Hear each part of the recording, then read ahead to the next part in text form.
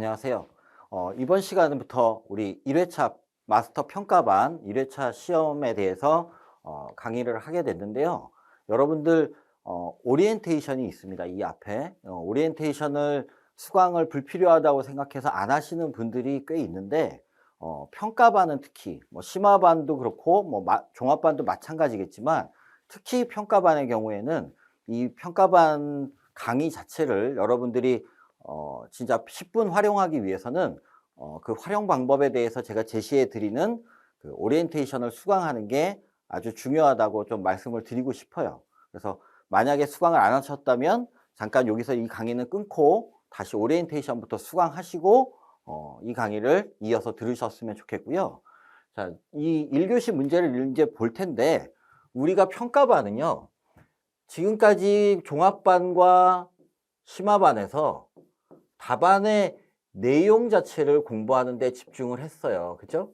이렇게 이제 집중을 해서 여러 번 우리 심화반 워크북을 이제 반복하시라고 했고, 또 만약에 이제 심화반을 수강하시지 않았거나 또는 아니면 뭐 마스터 강의를 수강 안 하신 분들도 역시 계속해서 답안의 내용을 공부하는 데 집중해서 계속 수강하고 복습하고 이래 오셨을 것 같아요.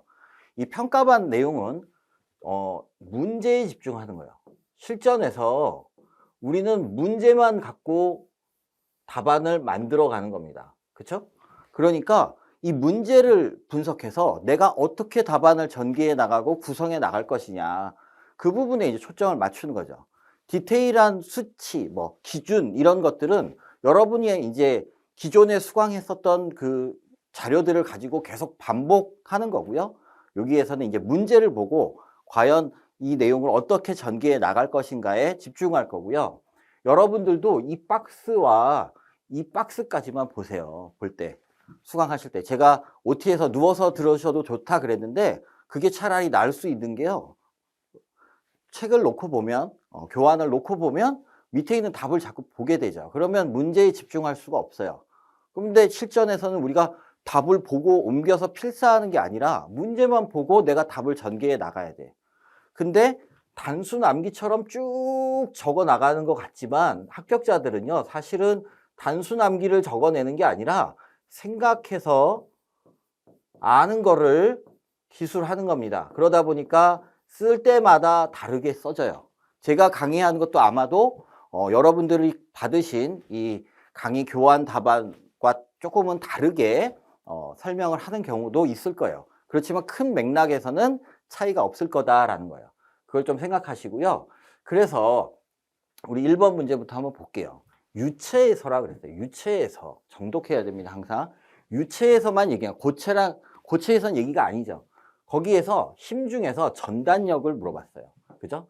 전단력과 그 다음에 응력에 대해서 설명하시오 그랬어요. 그죠? 그렇게 물어봤으면 여러 가지 힘이 있는데 그 중에서 전단력을 물어봤고 또 사실 유체에 작용하는 응력도 여러 가지가 그 힘에 따라서 달라지겠지만 우리가 응력 중에서 주로 이제 다루는 게 전단 응력이잖아. 그러니까 이거는 전단 응력과 관련된 내용을 기술해야 되겠다. 그러면 전단력에 대해서 먼저 쓰고 그 다음에 전단 응력에 대해서 쓰는데 혹시 모르니까 응력의 경우에는 그냥 응력이랬으니까 응력 중에서 어떤 게 있는데 그 중에 전단 응력만 조금 더 써야 되겠다. 이런 생각을 해야 된다는 거죠.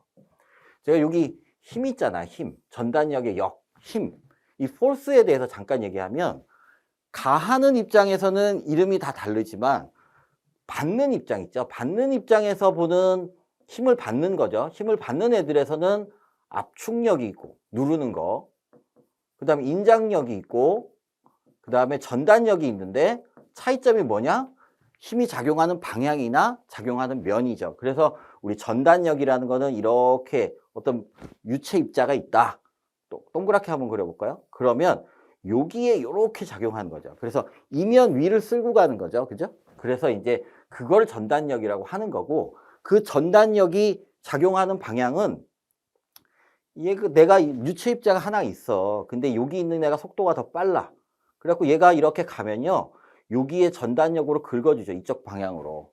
그죠? 그래서 이쪽 방향으로 힘이 작용을 해요. 이쪽 반대 방향이겠죠. 이쪽으로 이렇게 이제 작용을 하게 되면 반대되는 반작용이 생기는 거야. 그걸 상쇄시키려고. 그래서 반대쪽으로 이렇게 작용을 하게 된다는 거예요. 이쪽으로 작용하는 힘 때문에 이쪽으로 작용하는 힘이 생겨.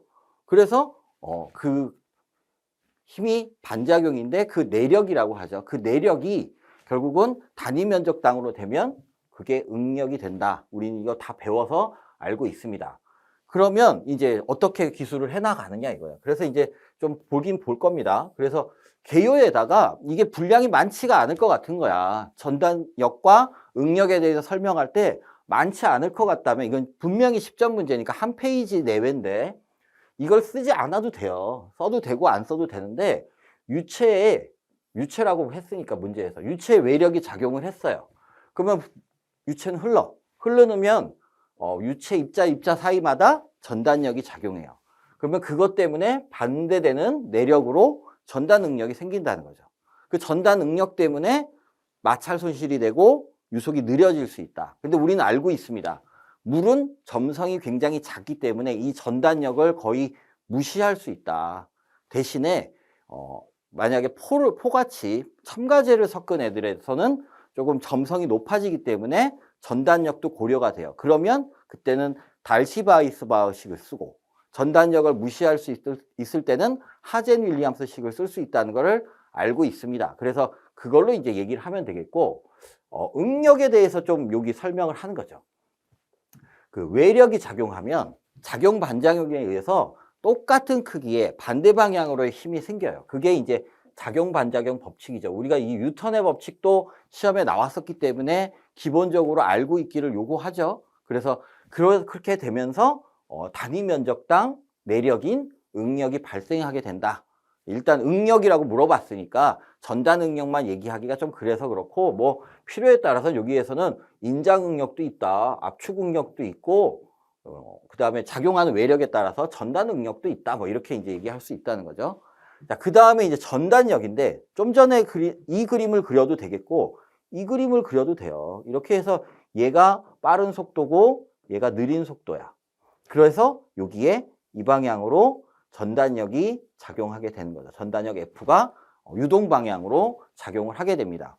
그러면 여기에 반대되게 반대쪽으로 안 움직이려고 얘의 입장에서 안 움직이려고 전단 응력이 작용하게 되는 거죠. 그죠? 그래서 그 개념인데 그래서 전단력 여기 있고 그 다음에 전단 응력이 작용하니까 얘네들이 전단 응력이 생기게 돼요. 유체 내부에서 전단 응력이 생긴다는 거죠. 여기 그 말을 빼놨는데 넣어야 되겠죠? 그래서 유속이 저하되고 마찰 손실이 생긴다. 그렇지만 이 내용을 갈 수도 있어요. 그죠? 이 내용. 뉴턴의 점성 법칙으로. 점성 법칙을 얘기할 수 있죠. 여기 연결을 해서. 왜냐하면 이게 전단 응력이니까. 그래서 연계해서 식만 쓸 수도 있고요. 공식 설명을 쓸 수도 있어요. 근데 중요한 건 지금 내가 쓰고 있는데 시간이 9분 30초 이내에 써야 되는데 9분 30초 이내에 쓰고 있느냐, 분량이 한 페이지 넘어가지 않고 있느냐, 그거에 따라서 이건 설명을 쓰든 말든 해야 되겠고 대신에 이걸 써야 된다는 거죠. 아까 얘기했었죠. 물은 점성이 너무 낮아요. 그래서 하젠 윌리엄스식을 쓸 수 있습니다. 가스계 소화약제는 당연히 하젠 윌리엄스식 안 돼요. 얘는 안 돼. 여기 잘못 썼네. 얘는 쓰지 말자고요. 예, 가스 소화약제는 하젠 윌리엄스식은 아니죠. 그 다음에 대신에 이제 강화액이나 포소화약제 같은 걸 넣으면 달시바이스바흐식을 써야 된다. 이렇게 이제 접근을 하시면 된다라는 겁니다. 자, 좀 빠르게 이제 좀 진행할 겁니다. 이런 식으로 이제 공부를 한다라는 거예요. 자, 2번 문제를 보면 CO2 소화 설비 중에서 가스 압력식이 있습니다. 전기식, 가스 압력식, 기계식이 있는데 그중 가스 압력식의 작동 순서에 대해서 외워서 쓰시오가 아니라 설명하시오예요. 그러니까 어떻게 해야 돼요? 플로우 차트를 떠올려야죠. 화재가 나고 감지기 작동하고 뭐가 되고를 반복해서 그려보면서 개통도와 그죠? 개통도와 그다음에 플로우 차트를 계속 해보는 거야. 그러면서 생각을 하면서 그려보는 거야. 딴 생각하지 말고. 그래서 많이 연습을 해야 되겠고 그래서 작동 다이어그램 플로우 차트를 숙지한 상태에서 무엇을 설명할까? 다 설명하면 10점짜리에서는 감당이 안 되잖아. 그러니까 주요 사항을 설명하는데 뭐가 중요할까? 가스 압력식에서 가장 중요한 부분은 우리가 배웠던 내용 중에서 이 동관으로 가스가 가잖아요. 기동용 가스가. 그것 때문에 기동용 가스가 이제 이동될 수 있는 이 경로인 동관에 대한 테스트, 그리고 봉판을 뚫는 부분에 니들 밸브 부분에 테스트, 이런 게 유지관리상 필요하고, 또 CO2 소화 설비 전체겠지만 감지기 작동하는 부분 굉장히 중요하다는 얘기 할 수 있겠고, 이 CO2 소화 설비는 사고로 너무 고압이다 보니까 배관이 파손된 일이 많아요. 그래서 인명사고가 많이 났었으니까 그 배관의 압력의 등급에 대한 내용을 좀 설명할 수도 있겠죠. 다 배운 내용이에요. 그래서 여기 뭐 보라색으로 써놨지만 이걸 제가 일일이 읽어드리진 않을게요. 단순 암기를 하면 안 된다. 그럼 까먹는다 이거죠. 그러면은 뭐가 빠져. 그러니까 이해하면서 생각하면서 반복해야 돼. 우리가 자꾸 공부하다가 제가 이 말을 되게 많이 쓰는데 무지성 암기를 하지 말아야 돼. 우리 핑이 될 건데 무지성 암기해서 단순 암기해서 되고 싶어. 생각하기 싫어. 그러면 기술사 돼서도 사실 생각하기 싫은데 뭘 새롭게 할 수 있겠어요. 그죠? 그리고 또 뭐야? 무지성 암기라면 너무 금방 까먹어. 그래서 더 힘들어요. 더 오래 걸릴 수도 있어요. 그러니까 그건 하지 말자고요. 그래서 어쨌든 플로우 차트가 있고요. 뭘 설명을 할까? 여기다 제가 적어놨잖아요. 조기 작동해야 된다는 설명. 그러니까 뭐 교차회로를 안 쓰는 감지기를 쓰는 게 좋겠다. 열 감지기는 없는 게 좋겠다. 아날로그 연기 감지기를 쓰는 게 결국 좋겠다. 뭐 이런 얘기들. 그 다음에 기동용 가스 배관의 유지 관리에 대해서 뭐 우리 그 고무로 그 공기 압축기로 연결을 해서 집어넣어서 작동하는지 딸깍하고 봉침이 나오는지 확인하잖아요. 그때 뭐 하나 시험 장치를 끼워서 걔가 봉판의 가운데를 뚫을 수 있는지 뭐 이런 것들도 사실 쓸 수도 있는데요. 그릴 수도 있는데 10점짜리니까 자제할 필요는 있어요. 시간과 분량을 보고. 한없이 쓸 수는 없잖아. 그러니까 유지 관리를 하기 위해서 정기적인 테스트를 해야 된다. 전용의 테스트 장치를 가지고 뭐 이 정도로 하면 되겠고, 집합관과 선택 밸브는 얘네들 방사할 때 그 압력이 아니라 사실은 그 저장돼 있는 압력이지. 왜냐하면 닫혀 있잖아. 여기 이렇게 가스 용기가 있는데 집합관이 있는데 선택 밸브들이 있는데 선택 밸브 중에서 얘는 열렸어. 근데 얘는 닫혀 있어. 그러면 얘가 열렸으면 얘를 열린 거 하죠. 얘가 열렸는데 열리고 있어. 근데 얘가 닫혀 있어. 근데 얘 나와. 그러면 여기 막힌데 때린다는 거죠. 그러면 뽀개지면 안 되잖아. 그러니까 뭐라고 해야 돼? 분해되면 안 되잖아. 분리되면. 그러니까 그런 것에 대한 이 접합 강도, 접합하는 플랜지 부분의 강도, 이런 것들이 중요하다. 그 다음 배관 경로에 베이퍼 딜레이 타임 고려가 필요하다. 이런 부연 설명. 이런 게 차별한 거예요. 이런 게 차별한데 달달 외워서 1대1 대응으로 나오는 게 아니라 내가 이거를 공감해야 된다는 거. 심화반을 계속 반복해서 수강하면서 공부해 가면서 스트레스 받지 말고 즐거운 마음으로 공감했으면 이런 게 나온다는 거죠. 이걸 1대1 대응으로 하면 안 되죠. 그죠? 이걸 외워야겠다. 이런 식으로 접근하지 마세요. 결론에다 제가 왜 이걸 결론에 썼어? 보통은 이거 개요에 쓰잖아. 왜? 위에서 분량을 가늠할 수가 없잖아요. 개요부터 일단 질러놓고 보면 가늠할 수가 없어. 그래서 오버페이스가 될 수 있어요. 그래서 분량이 부족하면 쓰라는 거예요. 종류엔 이런 게 3가지가 있어. 그 중에서 가스 압력식을 물어봤었으니까 가스 압력식이 제일 많이 사용돼. 근데 작동 신뢰성을 확보하기 위해서 요건 다 얘기를 했다면 유지관리에 대한 도어펜 테스트를 포함한 유지관리가 중요하다. 아까 얘기했던 뭐 공기 압축기를 이용한 동관 테스트뿐만 아니라 도어펜 테스트도 중요하다. 뭐 이러고 끝내면 된다라는 얘기입니다. 자, 그 다음 문제 볼게요. 문제에 집중을 하십시오. 밑에 내용을 자꾸 보려고 해도 보지 마세요. 제가 잔소리 안 해도 알아서 안 보셔야 됩니다. 자, 플러그 홀링. 자, 플러그 홀링은 생각을 해봐야죠. 플러그 홀링은 제연 설비에서 연기를 빼내는데 연기를 너무 세게 빼내서 스모크 레이어의 연기만 빼내야 되는데 너무 커서 배출 영향이 너무 커서 뭘 빼요? 밑에 있는 공기도 같이 빼. 그래서 연기층이 내려오는 거죠. 우리나라엔 거실 제연 설비가 있으니까 플러그 홀링에 대해서 거실 제연 설비에도 고려해야 되지만 원래 해외 자료에는 사실 우리나라 같은 거실 제연이 없기 때문에 플러그 홀링을 주로 아트리움 제연에서 얘기를 하고 있어요. 얘네들에서 대해서 두 가지를 물어봤죠. 발생 원인과 방지 대책. 그렇지만 얘네 둘만 쓰면 분량이 적을 수가 있으니까 그래도 이런 현상 같은 것들은 보통 정의, 그 다음에 얘네들의 뭐 원인, 그 다음에 영향인자, 발생 조건, 그죠? 발생 조건 원인이랑 똑같으니까 영향인자, 뭐 방지 대책, 뭐 이런 걸로 가잖아요, 보통. 이런 걸로 가는데 그 중에서 두 가지를 물어본 거야. 그렇지만 요거랑 요거죠. 큰일 날 뻔했네. 요거는 안 써도 되죠. 요거는 없기도 하니까 요거는 안 써도 돼. 대신에 요걸 써도 돼. 요거는 이제 대신에 발생 조건을 계산하는 식이 있죠. 프루드 식으로. 그건 암기장으로든 뭐든 반복 암기를 계속 해야 됩니다. 그렇게 이제 접근해 나가면 돼요.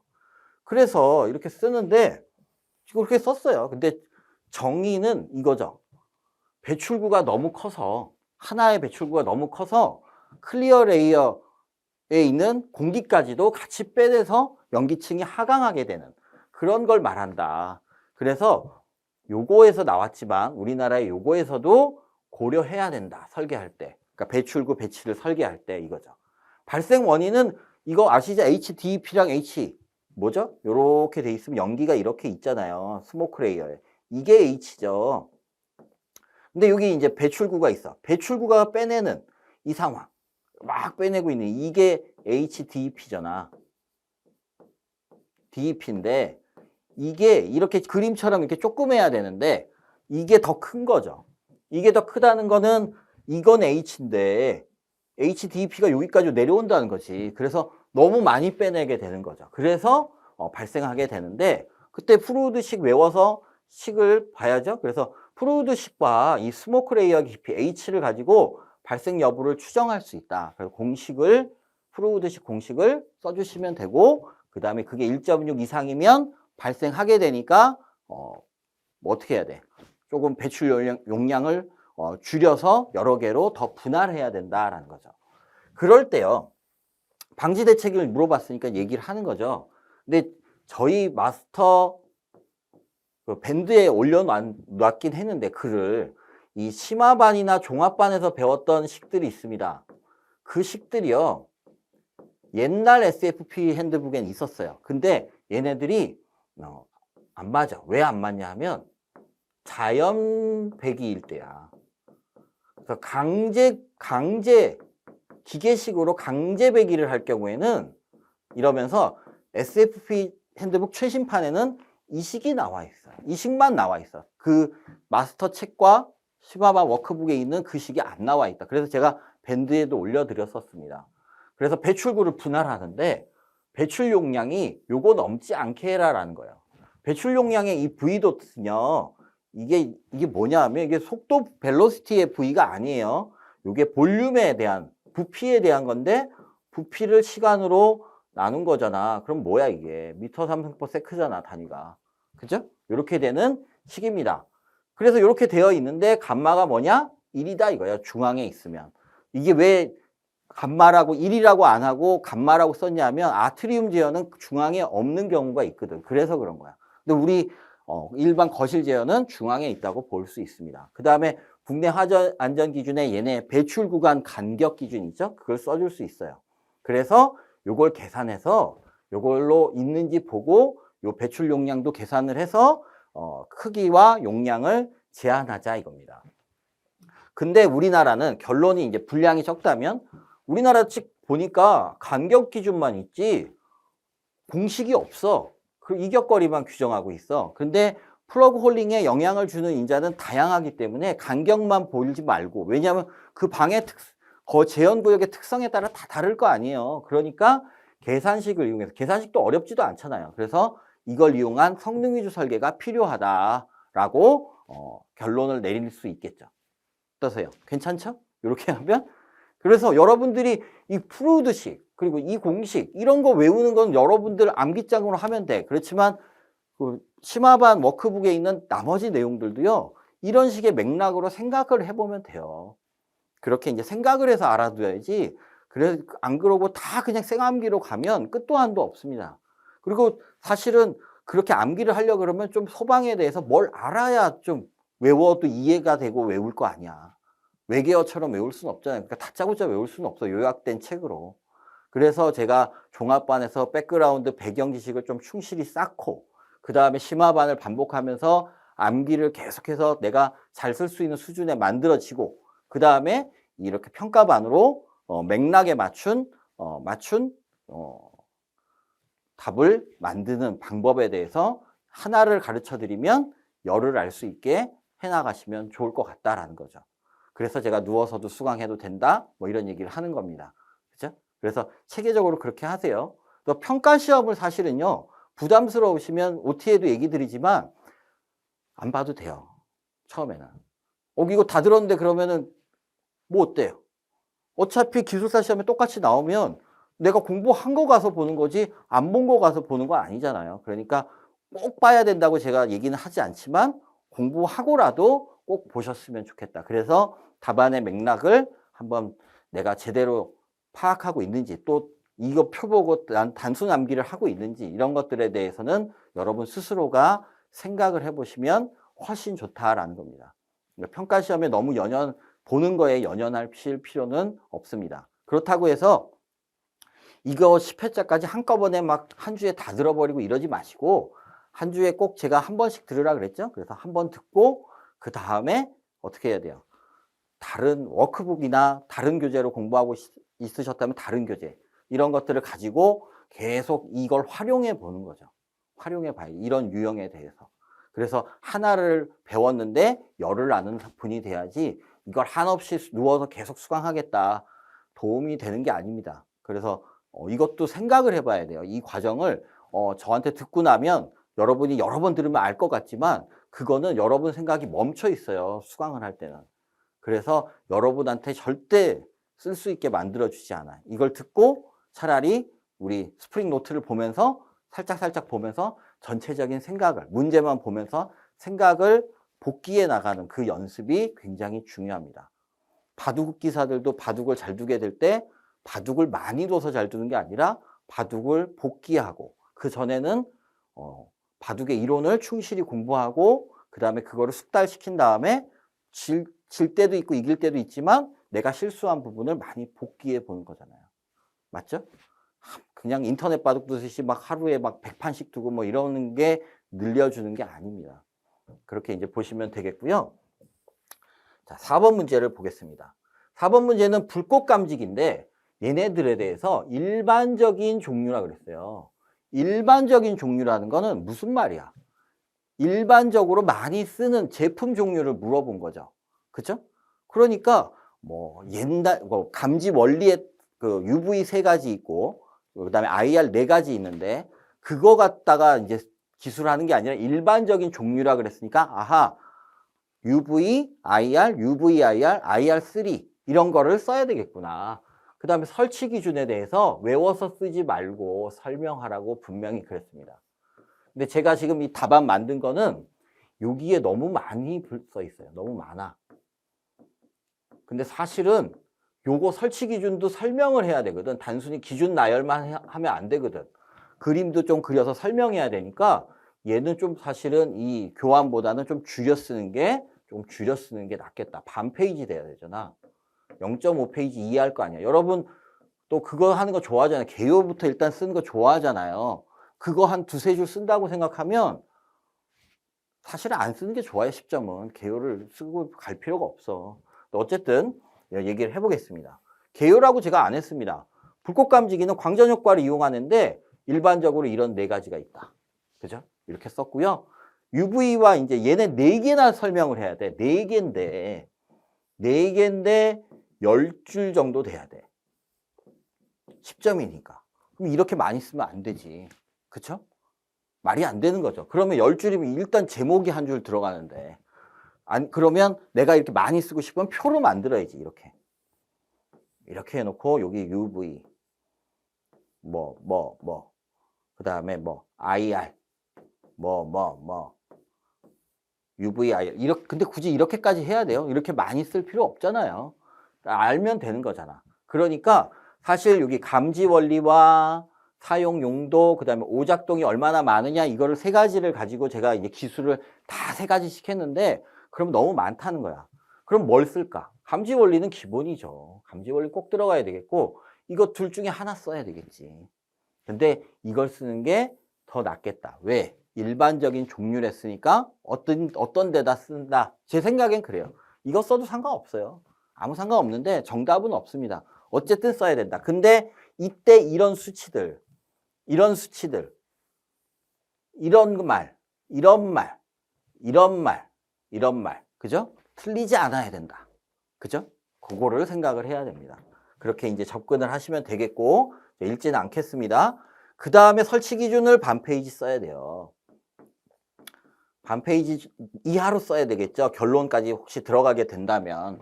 제가 개요에 쓸 만한 내용은 아니지만 뭐 여기다 써놨는데, 일단 공칭 감시거리와 공칭 시야각이 형식 승인에 적합할 거 있잖아요. 그러면 그 그려줘야지 이거.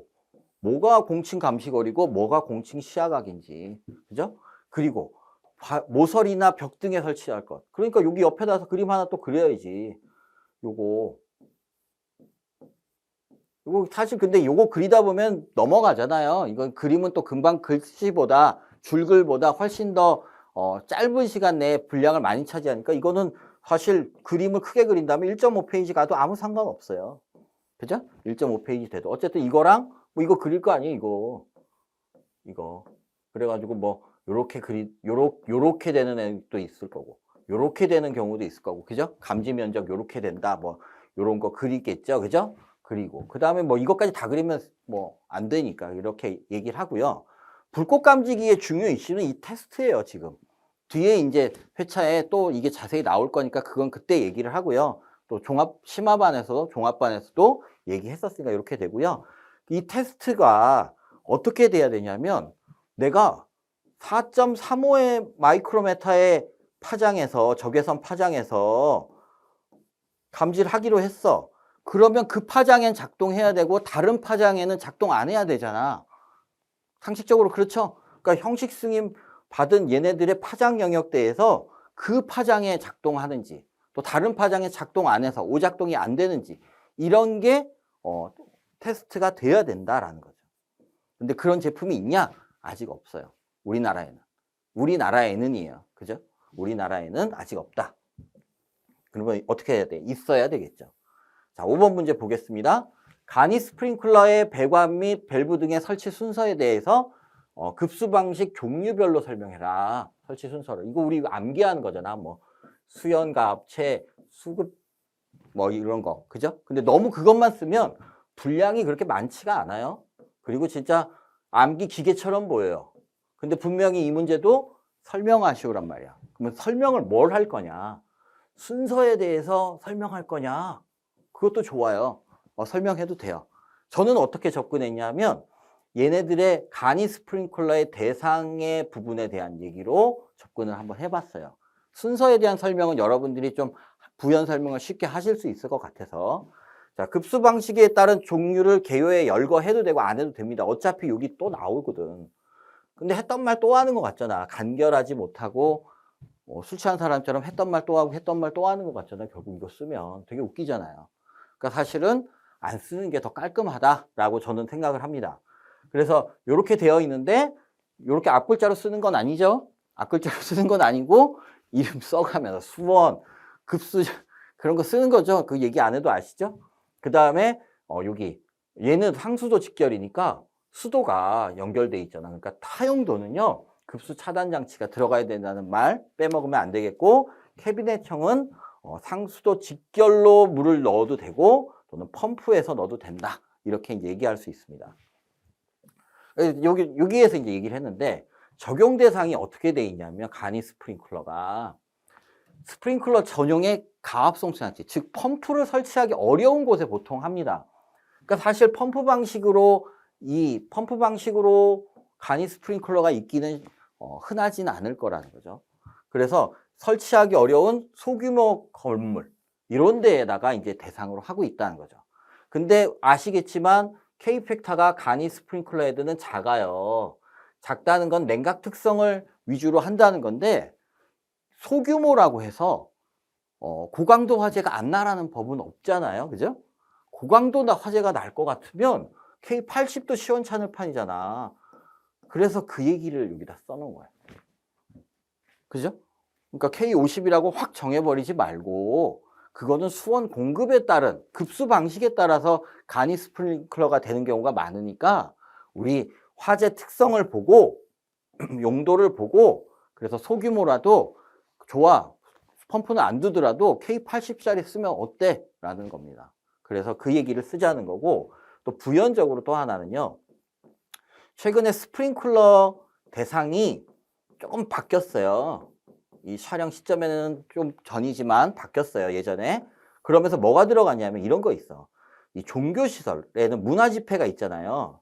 문화집회 시설에 수용인원이 100명 이상이면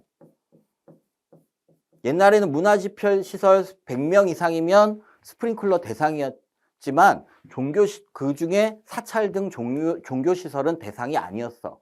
근데 그 문구가 사라졌어. 즉 종교시설, 사찰, 교회, 성당 이런 데도 수용인원이 100명 이상이면 스프링클러 해야 된다는 거야. 그거 뭐 좋아요. 취지도 좋고 아주 좋은데 문제는 이런 경우죠. 증축했을 때. 기존에 스프링클러가 없었어. 종교시설에.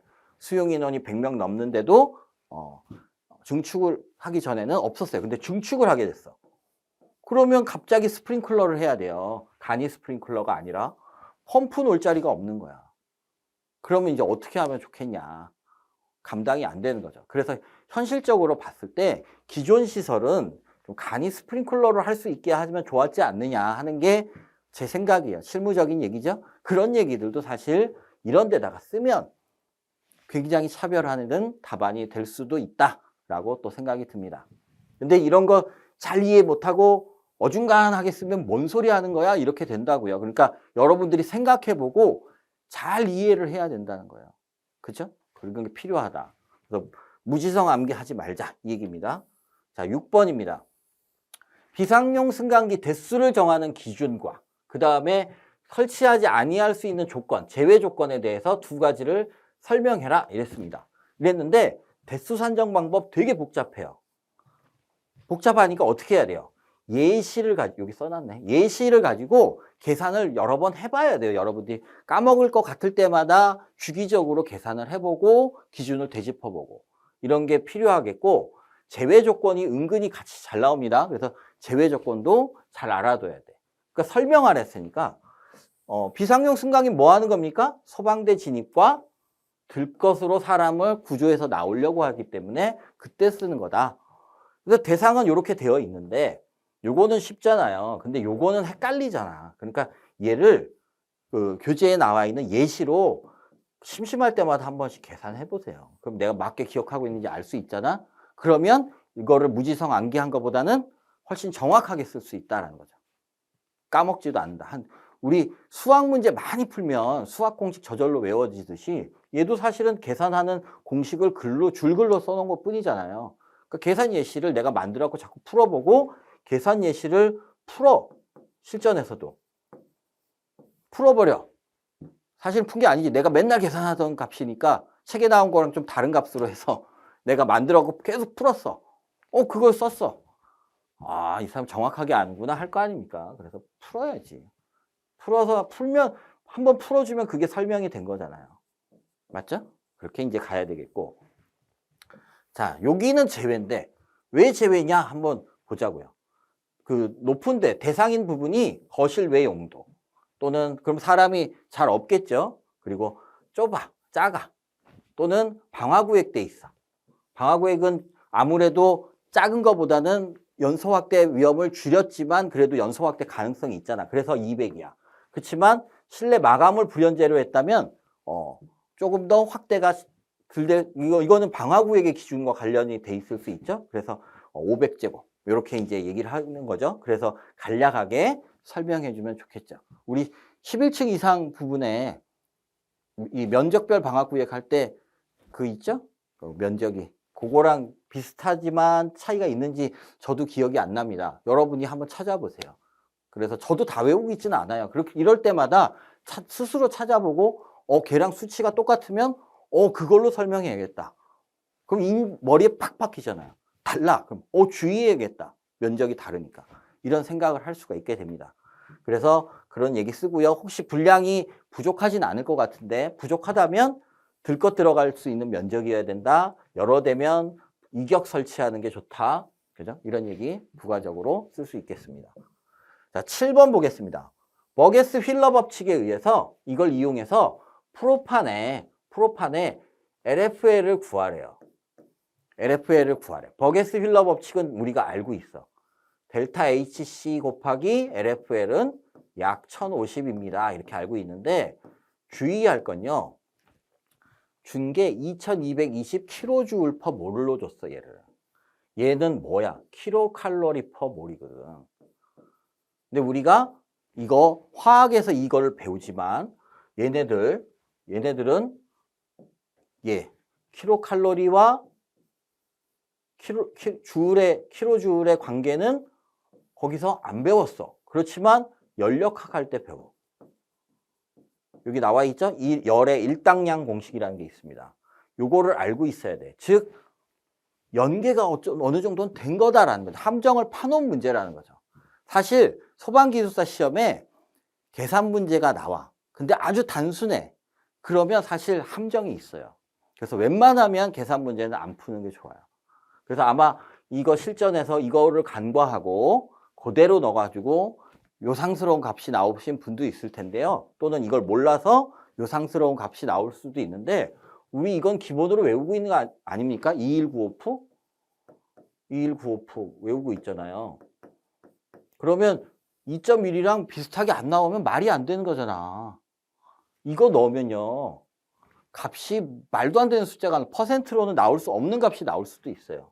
어쨌든 그런데 얘네들 이런 정도의 정의는 우리가 알고 있죠? 알고 있죠? 그 중에 노말 파라핀계 중에서 탄화수소죠? 탄화수소 중에서 우리 일부 그 중에 하나죠, 프로판이. 그래서 걔네들은 단위 부피당 열방 출률이 일정하다라는 거죠. 그래서 단위 부피당 열방 출률 그거 가지고 이렇게 만든 거야. 이렇게 이게 이해가 안 돼요. 뭐 이런 것까지는 할 필요 없어요. 그냥 외워도 돼요. 이해 안 돼도 돼요. 사실은 그거 이해하려고 막 고민하다가 공부가 더 안 돼. 그래서 그냥 그런가 보다 해도 돼요. 그냥 요 부분이 와닿지 않으면 외우면 되지 사실은. 그죠? 일부는. 어쨌든 그래가지고 얘를 환산했어. 환산했더니 열의 일당량으로 했더니 528이 나와. 그래서 2% 나왔어요. 2% 나왔으니까 2.1%랑 거의 유사하다라고 얘기할 수가 있는 거죠. 그죠? 그래서 여기 써놓은 2.1% 요것과 거의 이 식으로 계산을 해도 유사하게 계산이 됩니다인데 봐봐. 여기다가 2220 넣으면 약 4배 정도 되잖아요. 4배면 이게 8% 넘게 나올 거 아니야. 이걸로 그대로 넣으면. 상식적으로 생각했을 때 내가 이건 틀린 거잖아. 그 정도는 실전에서 판단할 수 있어야 되는데 생암기, 무지성 암기를 하면 이런 판단이 안 된단 말이야. 그래서 판단할 수 있게 해야 된다라는 얘기까지 드리도록 하겠습니다. 자, 우리 마스터 평가반 이런 식으로 진행이 될 거예요. 그래서 여러분들이 많이 듣는 게 아니라 분명히 말씀드리지만 이것도 3배수 제한이 걸려 있어요. 여러분들은 여러 번 듣는 게 아니라 듣고 나서 내가 이제 스프링 노트 보면서 스스로 문제만 보고 여러 번 제가 설명했던 내용을 복기하면 됩니다. 복기해보고 그 다음에 시험 보셔도 아무 상관없어요. 왜냐? 잘 쓰기 위해서 하는 거지. 평가 시험을. 내가 이렇게 자괴감 들려고 하는 건 아니잖아. 실력을 지금 올려서 붙을 건데 내가 지금 기술사 자격 유지 시험이 아니라 기술사 되기 위한 시험 공부하고 있으니까요. 그렇죠? 그런 생각을 좀 하셨으면 좋겠습니다. 아마 엄청나게 유익한 강의라고 생각을 하실 거라고 저는 믿습니다. 수고 많이 하셨고요. 복습 잘 하시고 1회차 2교시에서 뵙도록 하겠습니다. 수고하셨습니다.